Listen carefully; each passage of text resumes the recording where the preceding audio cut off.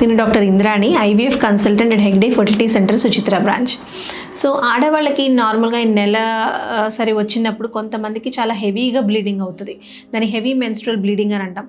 So ఈ bleeding అదన్నీ ఎక్కువ అవ్వడానికి కారణాలు ఏంటి, సొల్యూషన్స్ అంటే ఏంటి? ఈ హెవీ మెన్స్ట్రువల్ బ్లీడింగ్కి కావాల్సిన మెయిన్గా అయ్యేదానికి కారణాలు ఏంటంటే గర్భసంచికి సంబంధించి కొన్ని ఇబ్బందులు ఉండడం వల్ల.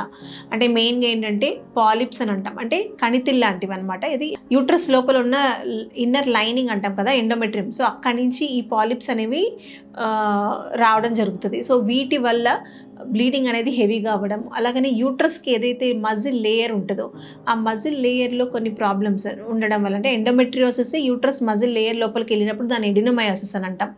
సో అలా ఉన్నప్పుడు కూడా వాళ్ళకి హెవీ మెన్స్ట్రువల్ బ్లీడింగ్ అనేది ఉంటుంది.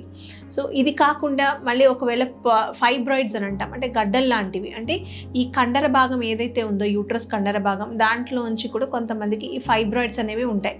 సో ఇవి 3 రకాల ఫైబ్రాయిడ్స్ ఉంటాయి. సో ఈ ఫైబ్రాయిడ్స్ వల్ల కూడా బ్లీడింగ్ అనేది చాలా హెవీగా ఉంటుంది. సో అలాగనే ఇవి కాకుండా కొంతమందికి ఏంటంటే ఈ ఎండోమెట్రియల్ అంటే లైనింగ్ లోపల ఏమన్నా మందంగా ఉండడం వలన కానీ, లేదా ఒక్కొక్కసారి క్యాన్సర్కి సంబంధించి ఏమన్నా ప్రాబ్లమ్స్ ఉన్నా కూడా, ఎండోమెట్రియల్ క్యాన్సర్ అంటాం, దాని రిలేటెడ్ ఏమన్నా ఉన్నా కూడా ఒక్కొక్కసారి వాళ్ళకి బ్లీడింగ్ అనేది చాలా హెవీగా ఉంటుంది అనమాట. సో ఇవి కాకుండా కొంతమందికి ఏంటంటే ఈ పీసీఓ ప్రాబ్లం, అంటే ఓవులేటరీ డిస్ఫంక్షన్ డిజార్డర్స్ అని అంటాం. సో ఈ అండం పెరిగి విడుదల కావడం ఇలా కొన్ని ఇది ఉన్నప్పుడు కూడా ఒక్కొక్కసారి కావచ్చు. లేదా బ్లడ్ క్లాటింగ్ ప్రాబ్లం అనేది, అవి కొంతమందికి జెనెటిక్గా కూడా ఉండొచ్చు చిన్నప్పటి నుంచి. సో ఆ బ్లడ్ క్లాటింగ్కి సంబంధించి ఏమైనా ఇష్యూస్ ఉన్నదని కాగులోపతీస్ అని అంటాం, అలాంటివి ఏమైనా ఉన్నా కూడా ఈ బ్లీడింగ్ అనేది హెవీగా జరగచ్చు. సో వీటికి సొల్యూషన్స్ అనేది డెఫినెట్లీ ఉంటుంది. ఇప్పుడు ఏంటంటే కొంతమందికి ఇప్పుడు ఏదైతే మనం అనుకున్నామో పాలిప్స్ కానీ లేదంటే ఫైబ్రాయిడ్స్ కానీ ఇలాంటివి ఏదైనా ఉన్నప్పుడు వాళ్ళకి చాలా వరకు సర్జికల్గానే ట్రీట్ చేయాల్సి ఉంటుంది. అంటే సర్జికల్గా అంటే మనం సర్జరీ చేసి అవన్నీ పాలిప్ అదని రిమూవ్ చేయడం, అంటే హిస్ట్రోస్కోపీ ద్వారా, అంటే కెమెరా గర్భసంచి లోపలికి కెమెరా పంపించి దాని ద్వారా ఈ ఉన్న పాలిప్స్ని తీసేయడం.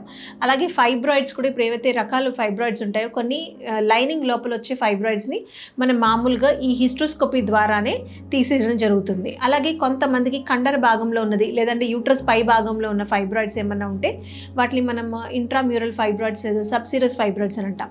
సో అలాంటి వాటికి మనం లాప్రోస్కోపీ ద్వారా, అంటే పొట్ట లోపల అంటే బొడ్డు లోపల నుంచి మనం కెమెరా అదన్నీ పెట్టి దాని ద్వారా మనం ఈ ఫైబ్రాయిడ్స్ అనేది తీసేయచ్చు.